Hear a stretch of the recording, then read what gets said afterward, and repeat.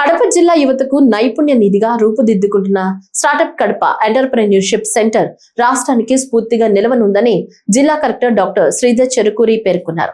Collectorate లో startup Kadapa entrepreneurship centre నిర్మాణ పనుల పురోగతిపై జేసీ డాక్టర్ నిధి మీనాతో కలిసి సమీక్షా సమావేశం నిర్వహించారు. ఆశించే స్థాయి నుంచి శాసించే స్థాయికి ఎదగాలంటే ప్రతి ఇంటి నుంచి ఒక స్టార్టప్ గా ఎదగాలని రాష్ట్ర ప్రభుత్వ లక్ష్యానికి జిల్లా యంత్రాంగం చేసిన రూపకల్పన ప్రతి యువతకు ఆదర్శనీయమన్నారు. ఇలాంటి స్టార్టప్ కడప కార్యక్రమాన్ని ఆకాంక్ష జిల్లా కడపలో ప్రప్రథమంగా ఏర్పాటు చేస్తున్నామని చెప్పడానికి గర్వపడుతున్నామన్నారు.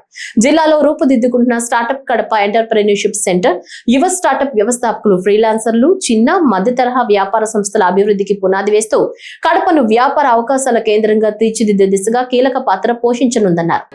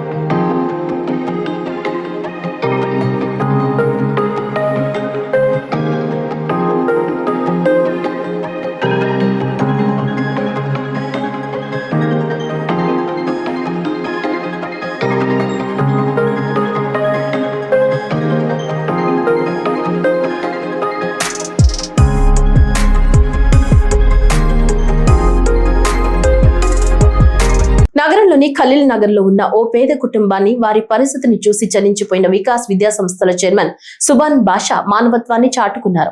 తన స్నేహితుల ద్వారా మతి స్థిమితం లేని 2 పిల్లలతో జీవనం సాగిస్తున్న కుటుంబాన్ని ఆయన మంగళవారం పరామర్శించి ధైర్యాన్ని ఇచ్చారు. వారి యోగక్షేమాలు అడిగి తెలుసుకున్నారు. కుటుంబానికి బియ్యం, సరుకులు, 10,000 నగదును ఆర్థిక సహాయంగా అందజేశారు. ఈ సందర్భంగా ఆయన మాట్లాడుతూ, పవిత్ర రంజాన్ మాసంలో ఇలాంటి కుటుంబాన్ని ఆదుకోవడం తనకు అల్లా ప్రసాదించిన వరంగా భావిస్తున్నానన్నారు. కరీం, బీబీ జాన్ దంపతులకు 2 కుమారులు, 1 కుమార్తె ఉన్నారని, కుమారులిద్దరూ మతిస్థిమితం లేక ఉన్నారని, కరీం ఆటో నడుపుకుంటూ జీవితం సాగిస్తున్నాడని, గతంలో తనకు గుర్రాల గడలో ఇల్లు ఉండేదని, రోడ్డు వెడల్పులో అది కూడా వెళ్లిపోవడంతో బాడుగ ఇంటిలో సంసారం సాగిస్తున్నాడన్నారు. కనీసం పిల్లలకు పింఛను కూడా రావటం లేదని వాపోయాడన్నారు. ఇప్పటికైనా కలెక్టర్, అధికారులు వారి దయనీయ పరిస్థితిని చూసి పింఛను మంజూరు చేయాలని కోరారు. నమస్కారములు. నేను వికాస్ విద్యా సంస్థల అధినేత. నా పేరు సుభాన్ బాషా అల్హజ్.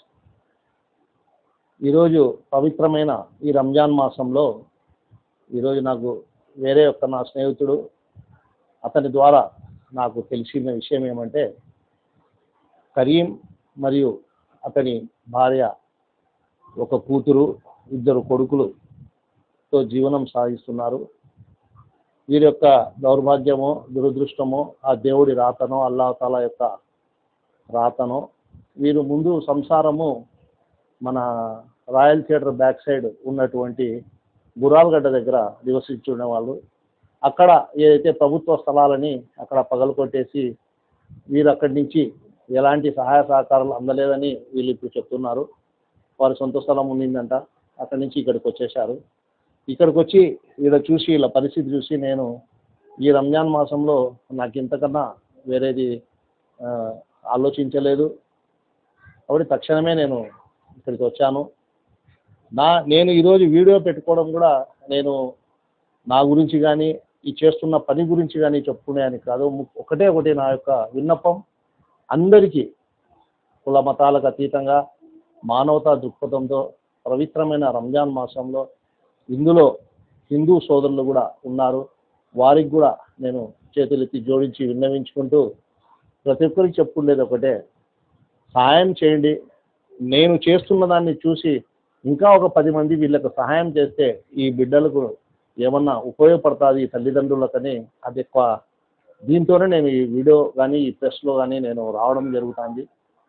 ఈ డివిజన్లో ఉన్నటువంటి ఎంతమంది ఎన్ని రాజకీయ పార్టీలు ఉన్నా, ఎంతమంది రాజకీయ నాయకులు ఉన్నా, వాళ్ళందరికీ చేతులెత్తి జోడించి విన్నవించుకుంటున్నా, రండి, వీరికి సహాయం చేయండి, సహకరించండి.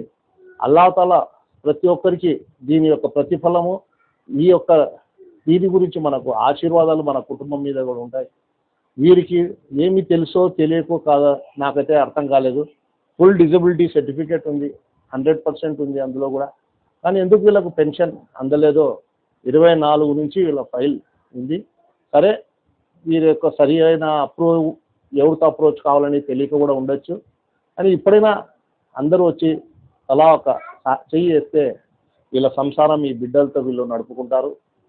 అలాగే నేను జిల్లా కలెక్టర్ గారికి, కమిషనర్ గారికి, ఎంఆర్ఓ గారికి, ఇక్కడ ఉన్నటువంటి ఏదైతే సచివాలయం అడ్మిన్ ఉన్నారో, ఎవరైతే ఇక్కడ ఇన్ఛార్జీలు ఉన్నారో వారికి కూడా నేను చేతులెత్తి ప్రత్యేకంగా వినియోగించుకుంటున్నాను. మీ సహకారంతోనే వీళ్ళకు న్యాయం జరగాలి. ఏదైతే అక్కడ ఇండ్లు లేదో ఆ స్థలం ఇవ్వండి. స్థలం ఇచ్చినా వీళ్ళు ఇల్లు కట్టుకునే పరిస్థితుల్లో కూడా లేరు.